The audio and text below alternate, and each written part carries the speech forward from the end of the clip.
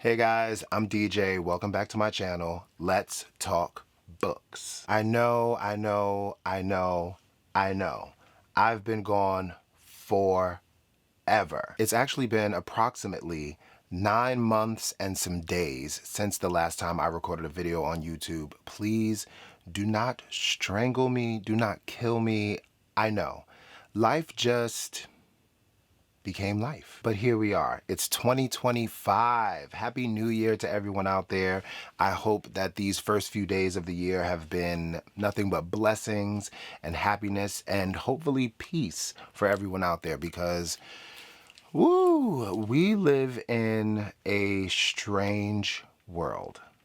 And I will leave it at that. So for those who are familiar with my channel and you've been watching for a while, you know that I was making videos nonstop, back to back, going in and just talking about all the books that I was reading. And I was just really in it to win it. But life happens, things change, and I ended up going in so many different directions. I totally lost the passion to read for a few months, and I was just doing other things with my life, you know, working on my career, taking some risks, taking some chances, moving into different opportunities, and now I am back.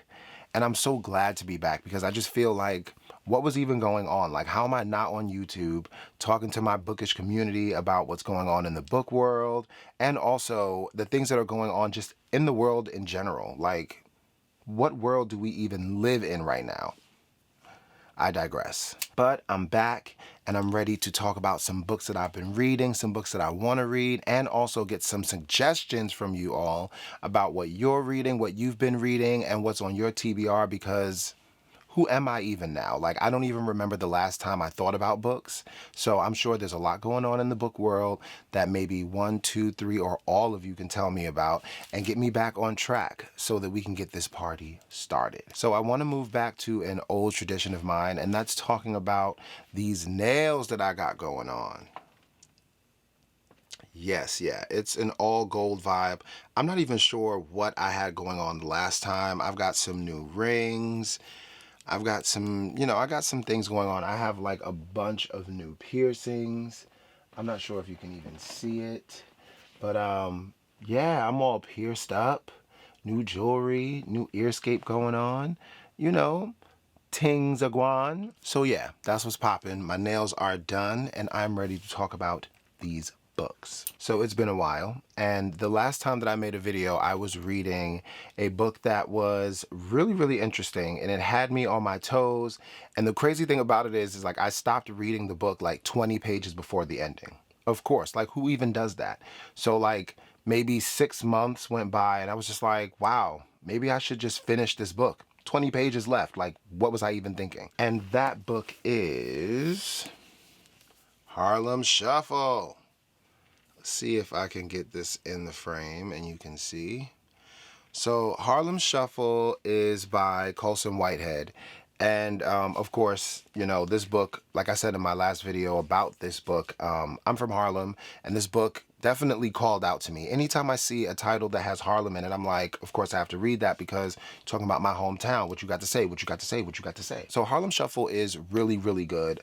A very interesting story. It's about this guy named Carney. Carney lives in Harlem, and I believe that this takes place around like the 1960s. And Carney owns a modern furniture and appliance store, kind of like electrical appliances, and also runs like a side business where he like buys things off of people that have been stolen and resells those things.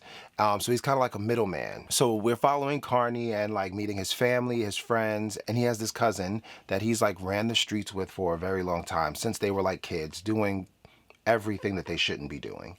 And his cousin gets him into this situation that is like ridiculously crazy. Like Carney has never had like this amount of heat on his back from like neighborhood gangsters, neighborhood police, just like shiesty people all around town that are connected to his cousin. And his cousin gets him set up into this situation, and all hell breaks loose. Of course, I don't want to spoil it for anyone that does want to read this book. It is fast paced, and it just gives you a lot of like history on Harlem, a lot of the establishments that don't exist anymore. For anybody that's watching that like grew up in a certain town and maybe you moved away and you come back, and maybe you can relate to how I feel. Like, things just aren't the same. It's not the same town that you grew up in. The kids aren't outside playing in the street. Those shops that you used to frequent, they're not there anymore. Like, those things that really like made your home a home, it's kind of like different now. That's how I feel reading this book, because there are so many things about Harlem that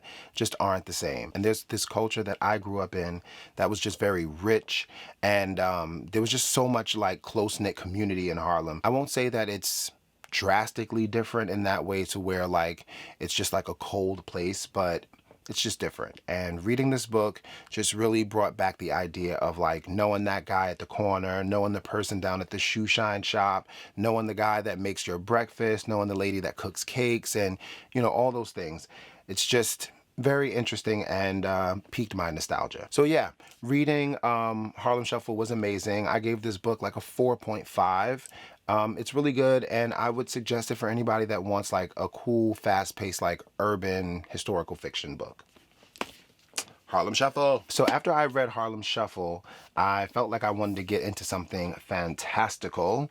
And, I love a fantasy book. I love anything that's going to make me feel like, ooh, ah, wow, yeah. So the next book that I read is A Master of Djinn, and this is by P. Jelly Clark.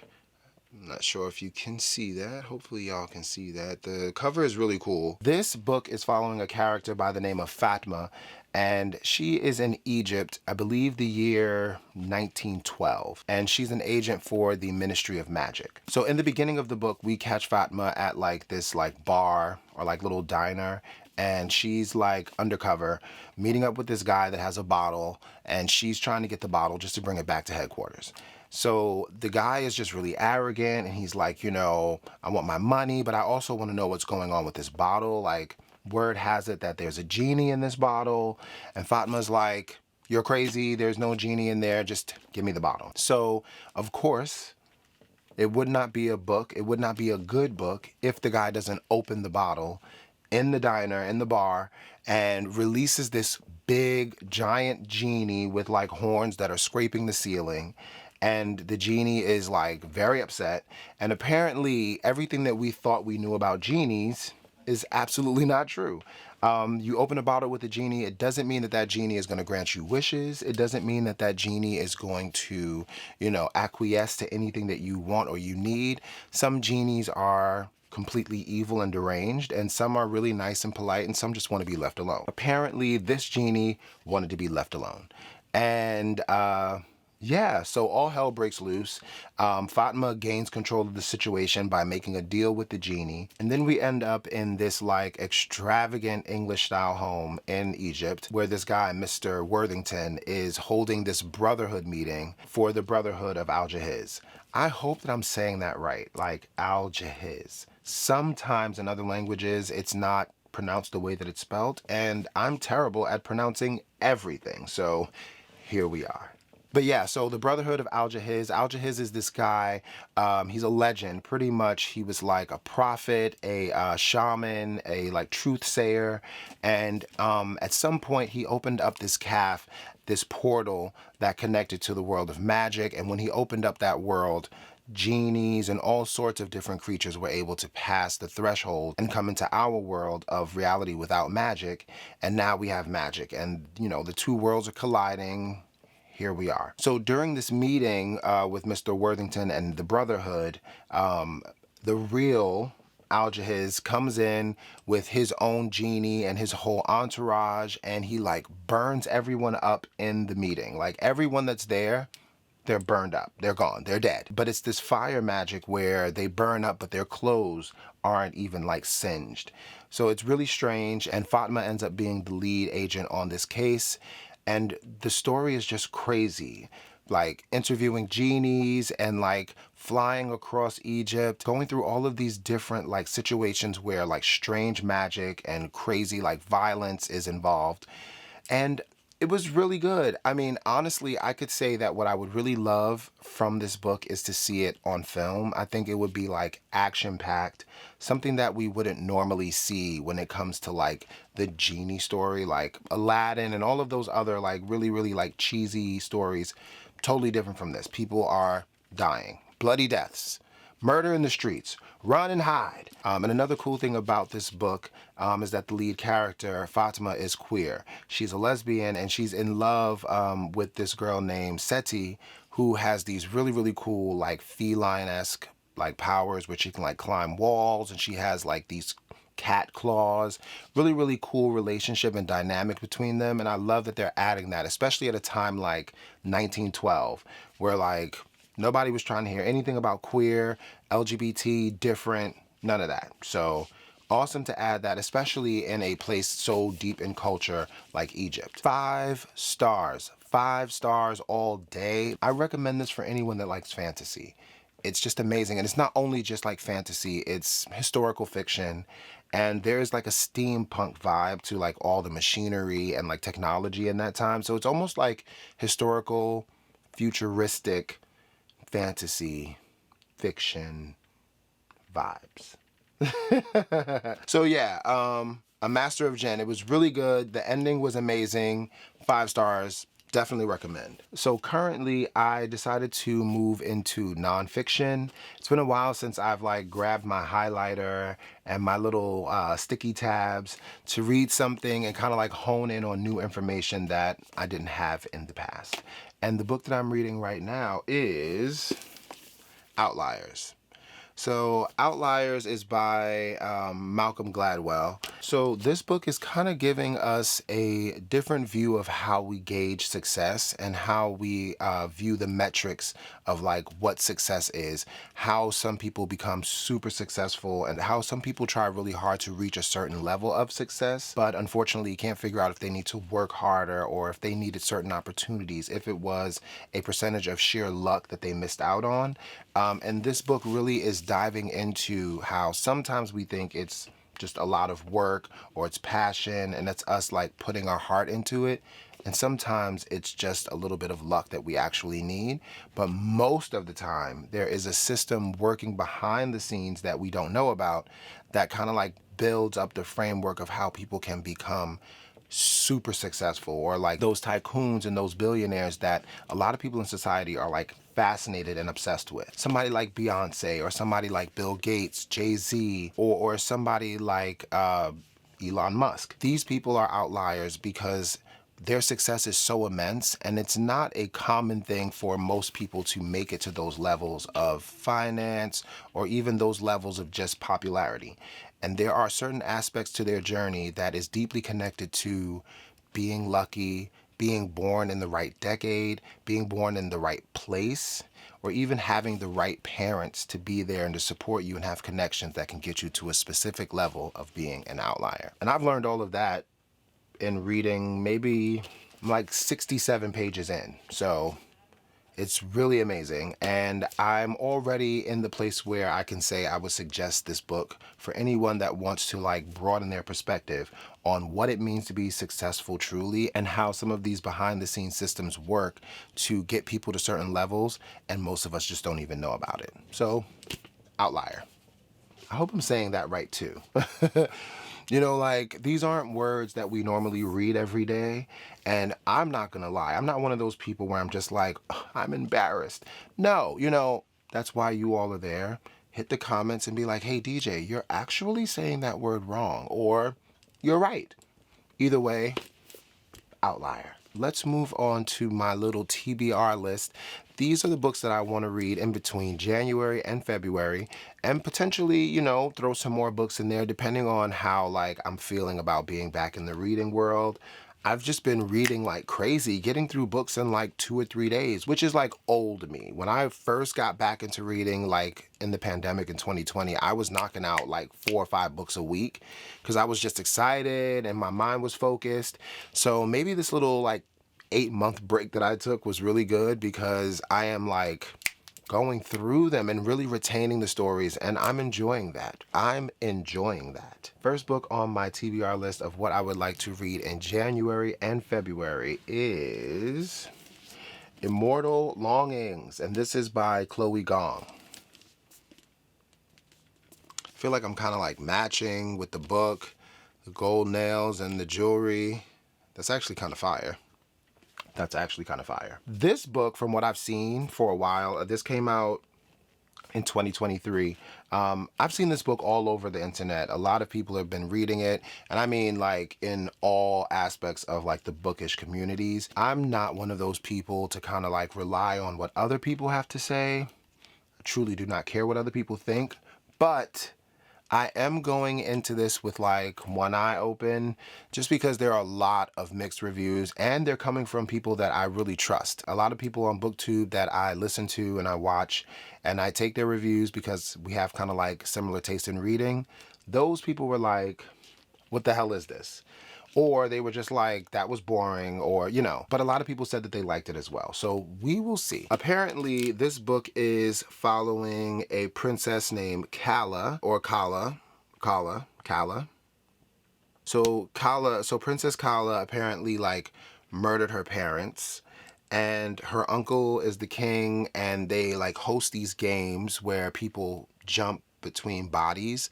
Like, I'll jump in your body or you'll jump in mine, and then we'll like fight to the death, and whoever's the best wins. And if you win like riches and power, all of these things. So it's Kala, there's another person named Anton, and someone else named August. So Kala wants to play the games so that she can kill her uncle. Apparently this girl is crazy. She wants to kill everyone in her family so that she can become like the empress and like take down the whole kingdom, and it'll be Queen Kala. Anton wants to win because he has like a bunch of debt because of family like health needs. Apparently I think he's trying to pay for like his mom to get well, something like that. So they end up becoming close and intertwining and seemingly helping each other, even though they both have like totally different goals.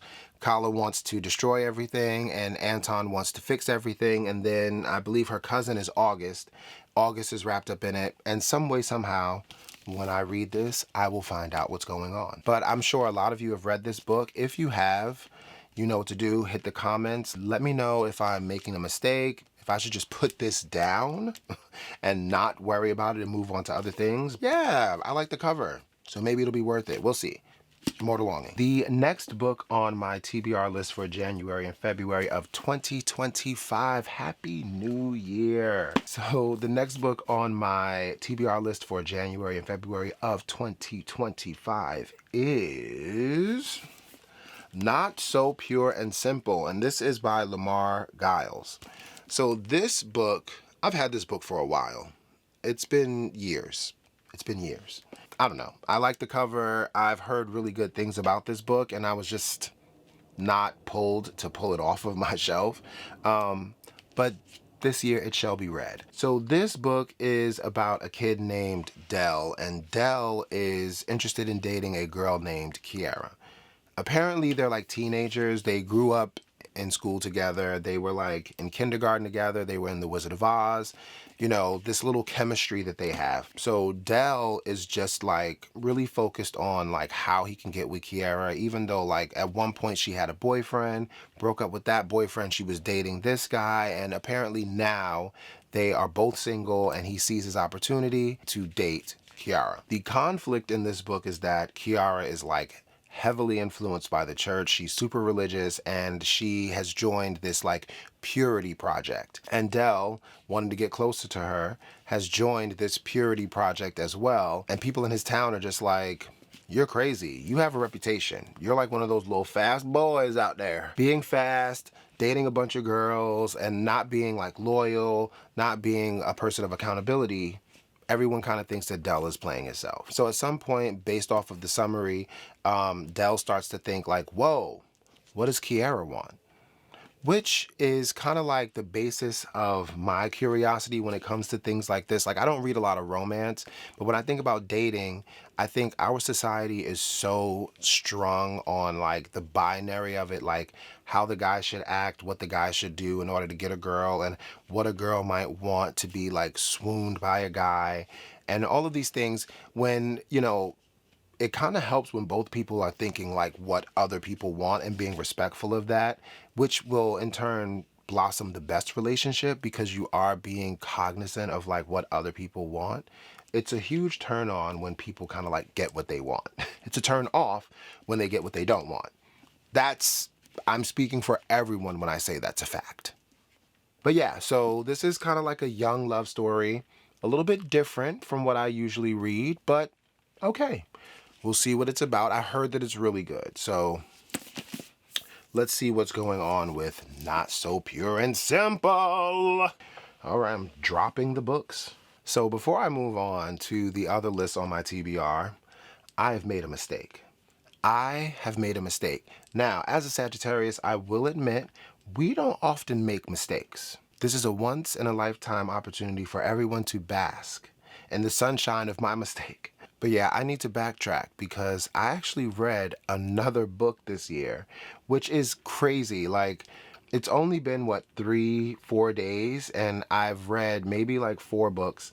And to forget that I read a book says a lot. And the reason that I forgot about this book is because I absolutely did not enjoy it.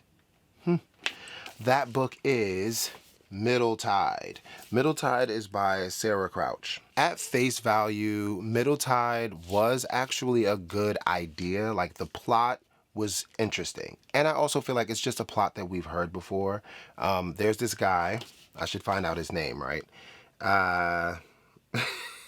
There's this guy named Elijah, and Elijah is born in this town in Washington, and it's a really small town. Everyone knows each other. There's not anything new going on. Apparently, most of the people that live there are just like set in their ways, and Elijah is ready to leave.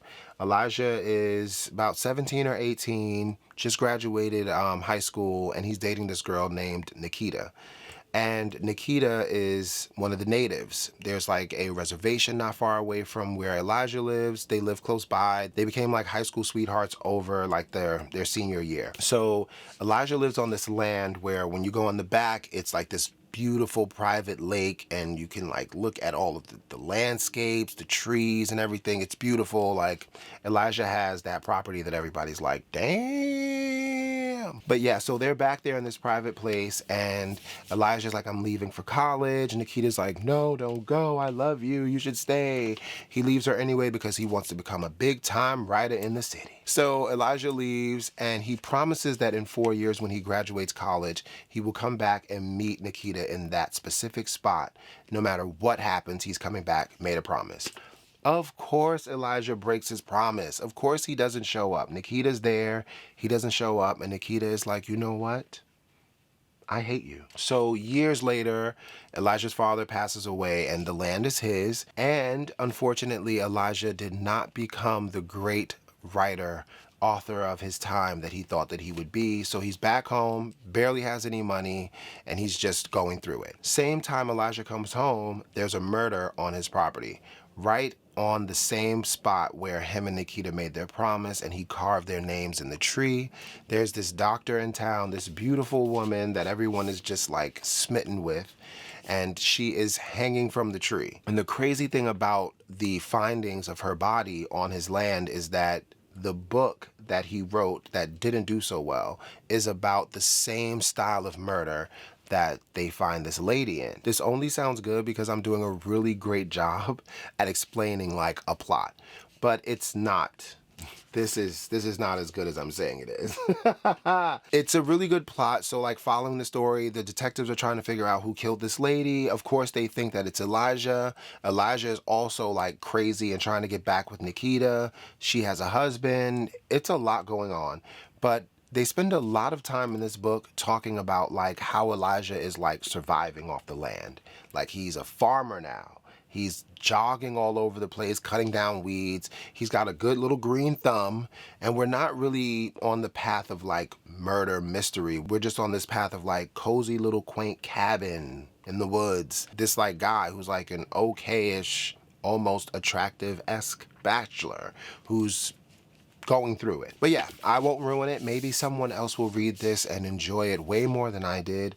I gave this book a 3, and that was a little generous because it's not like a new story. Like if the plot was like something where I was just like, oh, then maybe I would have gave it a little bit more. But no, we got a really good 3 going here, and that's that.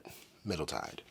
Back to TBR stuff. Back to the important stuff, you know what I mean? So my next TBR book is also in the lane of fantasy, and I'm happy to talk about this. I'm really happy. I'm happy. And that book is Children of Blood and Bone by Tomi Adeyemi. When I started my whole like reading adventure in the pandemic, this was one of the first books that I bought because I love fantasy. We've already made this known. Let's move on. Me and my friends were like, yeah, we're gonna start reading together. We stuck in the house, ain't got nothing else to do. Let's read. And we were like, we're gonna read this. And we were really into it because we were like, hey, this is like a thick book. We're gonna really enjoy this, go through it together, take notes, give opinions. And you know what happened? Nothing. Nothing happened. None of us read the book. It was like 5 or 6 of us. None of us read this. I'm gonna read it though. I've read so many books since I've started this journey, and the fact that I haven't read this, especially with so many people across the bookish realm talking about how good this book is and I haven't read it, shame on me. Shame on me. Like, I'm done with myself. I'm not even really going to talk about what it's about because most people probably already know. What I really want to talk about is the fact that it's becoming a movie. So apparently Paramount has purchased the rights. There was like a fight between Paramount, Netflix, Hulu, Disney. Everyone was like, we want this book and we want to make it a movie. That's in the works. They're building whatever they need to build to make this a movie. And I love a book to film situation only because I get to judge what's being done on film. So I'm going to read this ASAP so that the film doesn't just sneak out on me and I'm just like brushing through the pages trying to get through so that I can connect with what everyone else is connecting with. Zaylee is a part of the Magi community, and I started reading some of it a long time ago, and Zaylee is just like this young, I'm not sure if they're like sorceress or whatever their magic system is, but they have white hair, which is beautiful, with really, really dark skin, like beautiful. And Zaylee is one of these people who is just like really not able to control her powers. She struggles. And you know, it's that story where they're just like that one that just can't get it together but turns out to be the hero. And Zaylee has to save everyone. It's like a fight against a monarchy and like bringing down a king, all of those things from what I read in the summary. But you guys can definitely tell me in the comments if you believe this is a 5-star like everyone says, if you think the movie will be good. But yeah, I'm excited to be a part of the team, and I will read part 2. Don't start on me. No one get on my case, not too much, because maybe part 2 isn't as great as part 1, and maybe I don't need to read part 2, but I am going to read part 2. So here we are. But yeah, Children of Blood and Bone. Can't wait to read this. I'm so crazy for not reading this before. So I'm up to my last book on my TBR for January and February of 2025. But I think, did I have another book? Let me just make sure I'm not forgetting anything else because, you know, I'm kind of new to this again. But I think I'm done. So the last book on my TBR list for January and February of 2025 is Our Hidden Conversations. Our Hidden Conversations, What Americans Really Think About Race and Identity by Michelle Norris, creator of the Race Card Project. Beautiful cover, right? Really beautiful. Quick story. While I was working in Brooklyn this summer, you know, flip-flopping between careers, I found so many free books just out on the street. Like someone in Cobble Hill, Brooklyn reads a lot of books, gets like early copies, early releases, or just purchases a lot of like newer books and just leaves them out for people. Like every corner I would just be walking down the street, going to work, going to get a coffee, and then all of a sudden I'm like, oh, here's a pile of books. Literally between like, I want to say July and August, I found like 10 to 15 free books on the street. And this book is one of the books that I found. This book came out in 2024. I just get so excited when I just find books like this. I mean, it's in great condition. It's a really thick, heavy book. It's giving textbook. It's giving, I'm gonna learn. I better learn. Like, maybe there's a quiz in the back because, wow, found this for free. You wanna know the price? $35. $35, so, woo! But yeah, I don't know much about this book. Like I said, I haven't been like privy to what's going on in the reading world, but of course I'm always interested in different perspectives, the voices of people that are experiencing different things in the world that we live in currently. There's so much going on.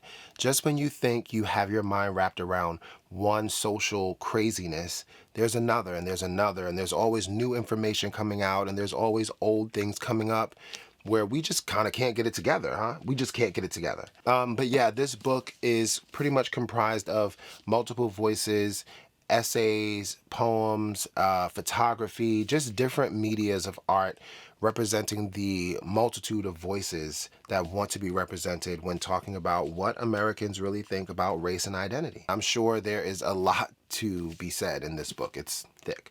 If any of you have read this book, please let me know. I will definitely be giving a review on this, as I also read many other books like The Message by Ta-Nehisi Coates. Can't wait to read that. I've heard really good things, but it's so crucial to what's happening right now in the world, so I really want to read that.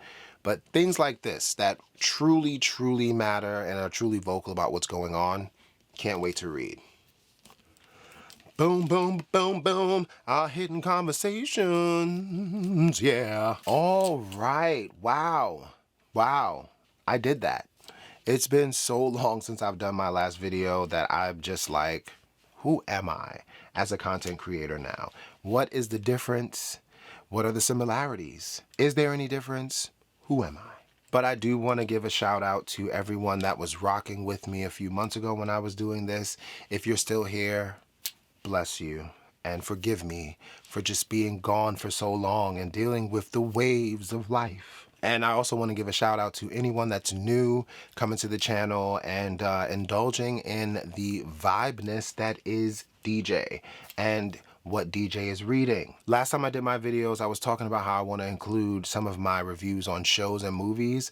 I really plan on doing that. I'm not sure if I will separate them. I think I will. Let's Talk Books is really a thing and we vibing on that. So Let's Talk Shows or Let's Talk Movies, I think that can be a thing separately, especially for those of you who only read and wouldn't dare look at a screen. So yeah, it's been awesome and it's great to be back. Happy New Year to everyone, and thank you once again for vibing with me and coming in and just spending some time with me to talk about books and our emotions and our feelings. But before I go, I just want to make sure that I remind you all to hit that like button, hit that subscribe button. Come on back after that, leave a comment, tell me how you feel about the video and the books that I talked about. Also, give me those suggestions. I'm always looking for suggestions. I need more books in my life. As if I have all the money in the world to spend on them, I don't. But yeah, leave suggestions and let's keep the party going. Until next time, peace.